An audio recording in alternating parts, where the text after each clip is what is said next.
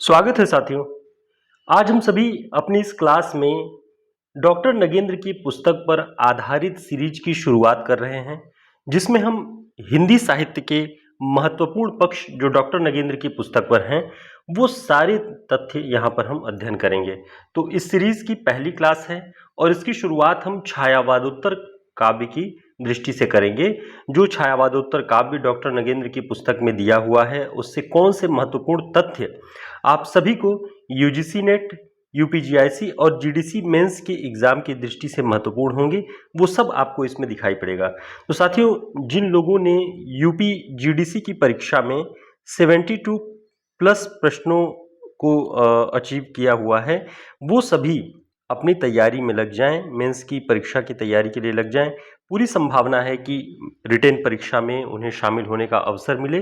तो आप लोग इसे तैयार करना शुरू कर दें, इसकी प्रैक्टिस करना शुरू कर दें, उत्तर लेखन की शैली को अपने विकसित करना शुरू कर दें, क्योंकि जो 2 महीने का समय है, इसी में आपको अभ्यास करना होगा पूरे हिंदी साहित्य के इतिहास पर, काव्यशास्त्र, भाषा विज्ञान, वाक्य विन्यास, लोक साहित्य, सभी पर आपको प्रश्नोत्तर शैली को विकसित करना होगा और उस पर अच्छे तथ्यों की तैयारी करनी होगी। तो उसी को ध्यान में रखते हुए हम छायावादोत्तर काव्य की प्रमुख प्रवृत्तियों के विषय में बात करेंगे। और हमने देखा कि डॉक्टर नगेंद्र की पुस्तक में उन्होंने बताया कि छायावादोत्तर काव्य में केवल कोई एक धारा प्रमुख रूप से नहीं थी, कई सारी धाराओं की कविताएं इस दौर में विकसित थी और चल रही थी लगातार, जैसे राष्ट्रीय सांस्कृतिक कविता की धारा, क्रमागत छायावादी काव्य धारा या उत्तर छायावाद, वैयक्तिक गीति काव्य, प्रगतिवाद, प्रयोगवाद और नई कविता की धारा, जिसमें उन्होंने प्रगतिवाद, प्रयोगवाद और नई कविता की धारा को प्रमुख छायावादोत्तर काव्य के रूप में प्रकट किया हुआ है। तो अब इसके विषय में उन्होंने जिन रचनाओं का उल्लेख किया है, उन सभी को हमें ध्यान रखना होगा, उसी से आपकी तैयारी का क्रम ये आगे बढ़ेगा।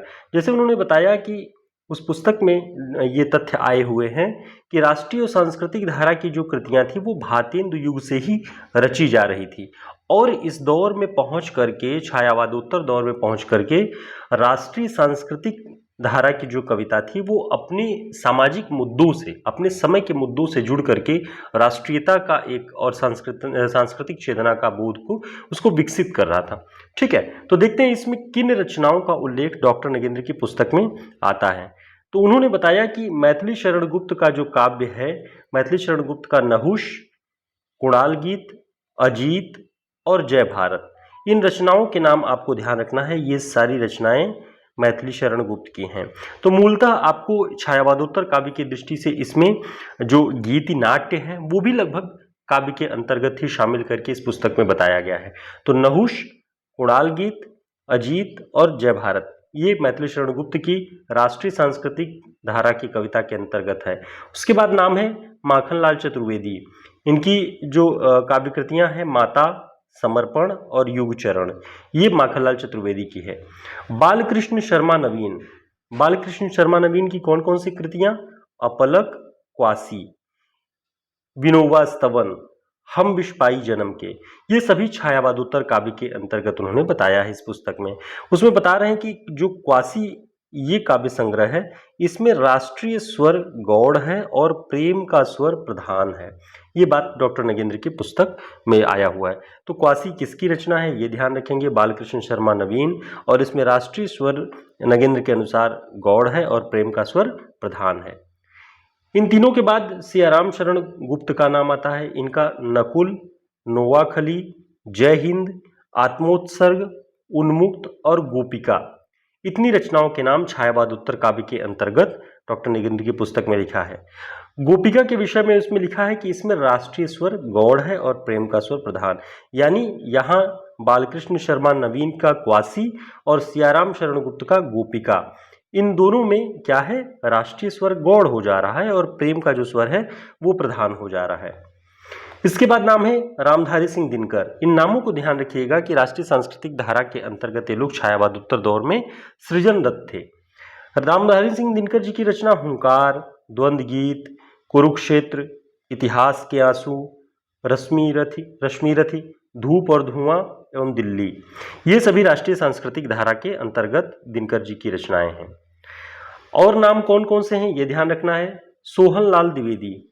सोहनलाल द्विवेदी की वासव दत्ता, भैरवी, कुणाल गीत, कुणाल, चित्रा, युगाधार, इतनी रचनाएं सोहनलाल द्विवेदी की हैं। बच्चन की एक रचना सूत की माला, ध्यान रखेंगे बड़ा अच्छा नाम है। और बच्चन की रचनाओं को जब भी आप अध्ययन करते हैं उसमें सूत की माला का उल्लेख आपको कब मिलता है, प्रतियोगी पुस्तकों में। तो डॉक्टर नगेंद्र की पुस्तक में आया है, तो इसलिए ध्यान रखेंगे कभी भी पूछे सूत की माला के रचनाकार कौन है, तो बच्चन। इसके बाद नाम है राष्ट्रीय सांस्कृतिक धारा के अंतर्गत श्याम नारायण पांडे। इनकी हल्दी घाटी और जौहर, इन दो रचनाओं के नाम ध्यान रखना है, छायावाद उत्तर दौर में। फिर उदय शंकर भट्ट। उदय शंकर भट्ट का नाम है विसर्जन, मानसी, अमृत और विष। अमृत और विष नाम से एक उपन्यास भी है, इसके उपन्यासकार कौन है कमेंट करके बताएं। उदय शंकर भट्ट जी का ये काव्य है विसर्जन, मानसी, अमृत और विष, युगदीप, यथार्थ और कल्पना, एकला चलोरे, विजय पथ। ये उदय शंकर भट्ट जी के राष्ट्रीय और सांस्कृतिक धारा की काव्य के अंतर्गत आता है। इसके बाद नाम आता है केदारनाथ मिश्र। तो इस रूप में भी पूछा जा सकता है कि केदारनाथ मिश्र किस धारा के अंतर्गत हैं, तो राष्ट्रीय सांस्कृतिक धारा के अंतर्गत हैं। इनकी रचना है कालदहन, तृप्तगृह, कैकेयी और दानवीर कर्ण। इतनी रचनाएं केदारनाथ मिश्र प्रभात की हैं। ये केदारनाथ अग्रवाल, केदारनाथ सिंह और ये केदारनाथ मिश्र प्रभात। तो ऐसे नामों को भी डिफरेंस करके आपको तैयार रखना है। इसके बाद डॉक्टर नगेंद्र की पुस्तक में जो उल्लेख आता है वो आता है उत्तर छायावादी रचनाओं के विषय में। ठीक है, उत्तर छायावादी रचनाएं कौन कौन सी हैं उसके विषय में उल्लेख आता है। तो साथियों, जो लोग यूजीसी नेट की तैयारी कर रहे हैं उनके लिए भी बहुत शानदार है, और यूजीसी नेट की हमारी बैच भी चल रही है यूजीसी नेट की, उसे आप लोग ज्वाइन कर सकते हैं और हम लगातार उसमें जब तक परीक्षाएं होंगी उसका अध्ययन करते रहेंगे। और यूपीजीडीसी के मेंस के लिए बैच चल रही है। जो भी लोग 72 प्लस लगभग क्वेश्चंस उनके सही हो रहे हैं, नेगेटिव मार्किंग वगैरह काट के भी सारी चीज़ें वो लोग तैयारी कर सकते हैं, शुरुआत कर सकते हैं। बैच से जुड़े हमारे नंबर पर संपर्क करके अगर आप बैच को ज्वाइन करते हैं तो हम लगातार तैयारियाँ कर रहे हैं, शुरुआत हो रही है इस बैच की। देखते हैं उत्तर छायावादी दौर की रचनाओं के विषय में कौन कौन सी रचनाओं का उल्लेख हो रहा है। तो डॉक्टर नगेंद्र की पुस्तक में निराला के तुलसीदास उत्तर छायावादी रचना के रूप में, अणिमा, अर्चना और आराधना। अणिमा में कुछ राष्ट्रीय और सांस्कृतिक व्यक्तित्वों पर भी कविताएं हैं, ध्यान रखेंगे। निराला की जो रचना है, जो काव्य संग्रह अणिमा, इसमें कुछ कविताएं राष्ट्रीय और सांस्कृतिक व्यक्तित्वों पर हैं। ठीक है, आगे पंत जी के विषय में देखते हैं। पंत जी की किन रचनाओं का उल्लेख छायावाद उत्तर कविता के रूप में है। स्वर्ण किरण, स्वर्णधूल, मधुज्ज्वाल, इस रचना का नाम ध्यान रखिएगा पंत जी के। ये सब नगेंद्र जी की पुस्तक में आई हुई रचनाएं हैं, इसलिए आपको ध्यान रख लेना होगा। मधुज्ज्वाल पंत जी की रचना है। युगपथ, उत्तरा, रजत शिखर, शिल्पी, अतिमा, कला और बूढ़ा चांद, लोकायतन, इतनी रचनाओं के नाम पंत जी के हैं छायावाद उत्तर काव्य के अंतर्गत। महादेवी वर्मा की दीपशिखा का नाम छायावाद उत्तर काव्य के अंतर्गत रखा गया, यानी उत्तर छायावादी रचनाओं में। इसके बाद नाम है जानकी वल्लभ शास्त्री। जानकी वल्लभ शास्त्री की रचनाएं रूप अरूप, शिप्रा, मेघगीत, अवंतिका। ठीक है, तो ये उत्तर छायावादी दौर की रचनाएं हैं, इनके विषय में भी आपको ध्यान रखना होगा। ये कुछ महत्वपूर्ण नाम हैं जो कि बराबर परीक्षाओं की दृष्टि से उपयोगी बने रहते हैं। तो इसके विषय में नगेंद्र की पुस्तक में लिखा है कि उत्तर छायावाद वास्तव में छायावाद का इतिहास मूलतः निराला और पंत के काव्य विकास का इतिहास है। यूं छायावाद की शैली में मिलने वाले और भी बहुत से लोग आए, किंतु उनमें अपना कोई उन्मेष नहीं था, इसलिए निराला और पंत की कविताओं को ही विशेष रूप से उत्तर छायावादी कविताओं में देखा जाता है। ठीक है, आगे उसमें इस पुस्तक में लिखा है कि पंत जी की इस काल की सभी उत्तर छायावादी कृतियों में छायावादी सांस्कृतिक स्वर सुनाई पड़ता है। भौतिकवाद और आध्यात्मवाद के समन्वय की एक बेचैनी इनमें बराबर रहती है। किसकी? भौतिकवाद यानी इस दुनिया की, और आध्यात्मवाद, इन दोनों के समन्वय की एक बेचैनी पंत जी की छायावाद उत्तर रचनाओं में दिखाई पड़ती है। ठीक है, तो अभी हमने राष्ट्रीय सांस्कृतिक धारा की कविता, उत्तर छायावादी दौर की कुछ रचनाओं के विषय में देखा। अब इसमें एक उल्लेख है वैयक्तिक प्रगीत कविता। वैयक्तिक प्रगीत कविता, अब ये कविता की धारा क्या है और छायावादी काव्य धारा से किस रूप में अलग है, इसके विषय में देखेंगे डॉक्टर नगेंद्र की पुस्तक में क्या लिखा है। पंत जी ने लिखा कि नगेंद्र जी की पुस्तक में लिखा कि इस धारा के कवियों और छायावादी कवियों में दृष्टि और विषय की बड़ी समानता है। यानी दृष्टि और विषय वही है लगभग जो छायावादी कवियों के रहे हैं, वही वैयक्तिक प्रगीत कविता के भी रहे हैं। इन कवियों की दृष्टि भी रोमानी है, वस्तु जगत के प्रति इनकी भी प्रतिक्रिया अत्यंत भावात्मक है, जैसे छायावादी रचनाओं में दिखाई पड़ती है। तो अभी हम समानता की बात कर रहे हैं, फिर देखेंगे कि इन दोनों धाराओं में अंतर क्या है। समानता में नगेंद्र जी की पुस्तक में लिखा है कि इनका भी विषय छायावादी कवियों की भांति मूलतः सौंदर्य और प्रेम तथा तज्जन उल्लास और विषाद की अनुभूति है, वही जो छायावादी काव्य में था। इनकी भी अभिव्यक्ति का प्रमुख माध्यम गीत ही है। यानी प्रमुख माध्यम, अब देखिए जीडीसी की परीक्षा में भी ये आया हुआ तथ्य है कि छायावाद में गीतात्मकता है, ठीक है, मुक्त छंद की प्रवृत्ति है। तो गीत की प्रवृत्ति छायावाद का प्रमुख आधार रही है। वैसे ही वैयक्तिक धारा की इन कविताओं में भी पूरी तरह से आपको ये बात दिखाई पड़ेगी कि गीत ही इनका प्रमुख माध्यम है, क्योंकि इनके भी काव्य विषय की प्रकृति छायावादी काव्य प्रकृति के समान गीतात्मक है। तो ये सारी पंक्तियां नगेंद्र जी की ही पुस्तक की हैं, इसलिए आपको ध्यान रखना होगा। हमारा प्रयास है कि हम अपनी इन छोटी छोटी क्लासेस के माध्यम से लगभग आधे घंटे की क्लास, 15-20 मिनट की क्लास में हम नगेंद्र जी की पुस्तक की कुछ महत्वपूर्ण जानकारियां ले सकें। इस सीरीज का यही पूरा उद्देश्य है। अब देखते हैं वैयक्तिक प्रगीत कविता के अंतर्गत क्या है। किंतु इन कृतियों में छायावादी कविता जैसा संकोच, रहस्यात्मकता और आदर्शवादिता नहीं है।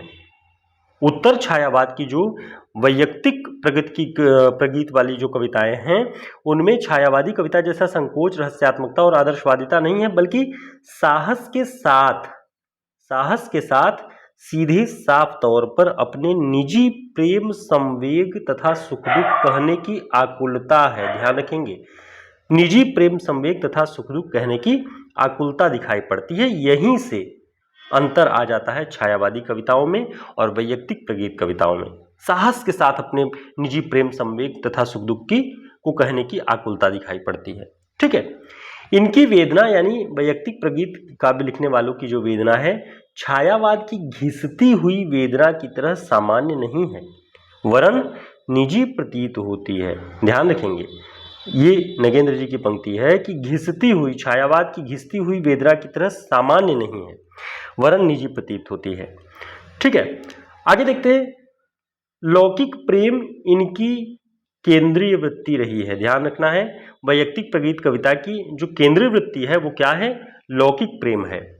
प्रेम के संयोग वियोग जन्य उल्लास, पीड़ा, उदासी, टूटन, असंतोष आदि का सघन स्वर इनकी कविताओं में मुखर हुआ है। ध्यान रखना है, यही अंतर है छायावादी कवियों से। बच्चन जी की पुस्तक में लिखा कि बच्चन के निशा निमंत्रण और एकांत संगीत काव्य यदि प्रेम के अवसाद के घनत्व को मुखर करते हैं तो मिलन यामिनी मिलन की मादकता और उमंग को। यह कथन डॉक्टर नगेंद्र की पुस्तक का है, ध्यान रखना है आपको, ठीक है। क्या है कि बच्चन के निशा निमंत्रण और एकांत संगीत काव्य यदि प्रेम के अवसाद के घनत्व को मुखर करते हैं तो मिलन यामिनी क्या कर रही है? मिलन की मादकता और उमंग को प्रकट कर रही है। तो ये जो व्यक्तिवादी गीत कविता है उसके विषय में है, आपको यहां से ध्यान रखना है इनके विषय में। इसी सिलसिले में बच्चन जी के बाद एक तो बच्चन जी का नाम आता है वैयक्तिक प्रगीत कविता में, दूसरा किसका आता है आपको ध्यान रखना है? नरेंद्र शर्मा का। नरेंद्र